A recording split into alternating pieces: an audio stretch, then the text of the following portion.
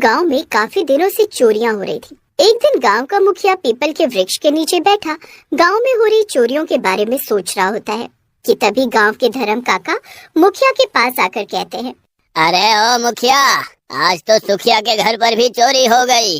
हाँ जानता हूँ। अरे जब सब जानता ही है छिछोरे, तो फिर कुछ करता क्यों नहीं? हाँ तू करेगा भी क्यों?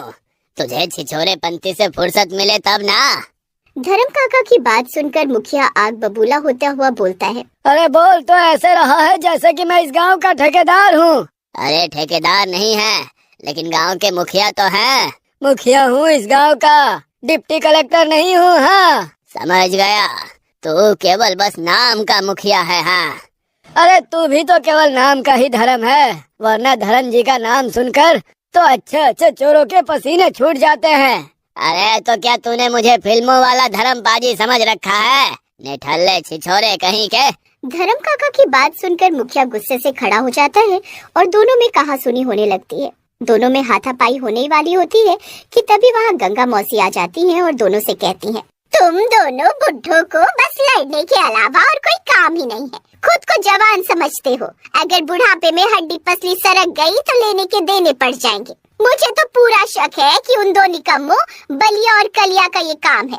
तुम दोनों उन्हें क्यों नहीं पकड़ते? इतना कहकर गंगा मौसी चली जाती हैं। मुखिया कालिया बलिया को ढूंढने लगता है। तभी मुखिया के पास बिल्लूपुर गांव की रहने वाली रसीली नाम की एक विधवा औरत आती है और मुखिया से कहती है, मुखिया जी मेरी मदद कीजिए। रसीली को देखकर मुखिया की आंखों में छिछोरापन झलकने लगता है और वो छिछोरे भरे अंदाज में रसीली की ओर देखकर मुस्कुराता हुआ कहता है, अब मैं तो तुम्हारी मदद करने के लिए हमेशा तैयार हूँ रसीली। अब क्या हुआ? मुखिया जी मेरे पास जुड़े हुए कुछ पैसे रखे हुए थे, कल रात मेरे घर में भी चोरी हो गई। आप तो जानते हैं ना कि मेरे परिवार में मेरी इकलौती बेटी तारा के अलावा इस संसार में कोई नहीं है। अब मैं उसे क्या खिलाऊंगी? अब उदास क्यों होती हो रसीली? अरे तुम कहो तो मैं तुम्हारी तारा को अपनी बेटी बनाकर जीवन भर अपनी आंखों का तारा बनाकर रख सकता हूँ, और तुम्हें भी अपने घर के सोने के बर्तन में रसगुल्ले की तरह संभाल कर रख सकता हूँ। ये सुनकर रसीली बुरी तरह से क्रोधित हो जाती है। बेशर्म नास पीटे, तू मेरी बेटी को जीवन भर आंखों का तारा बना कर रखेगा?